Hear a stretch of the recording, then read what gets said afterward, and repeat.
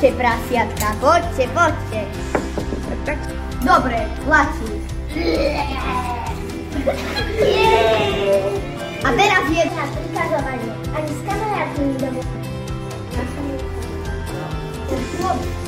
Prasiatko, ale nič som zamčekom nestalo. Ja som tak skladať postiel. No dobre, tak majú asi dve. Boli raz 3 prasiatka. Bývali s mamičkou v jednom. Ale už ich nepatrilo počúvať, ako si mamička stále rád. Ako si ten deň prasiatka povedali, tak aj urobili. Potom bol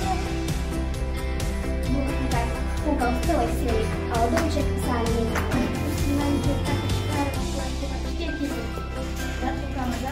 Dovnútra ti nepustím ani cez takú škáročku, ako máš štetinočku, ty chlpatá príšera. Zaslúchame, zaslúchame.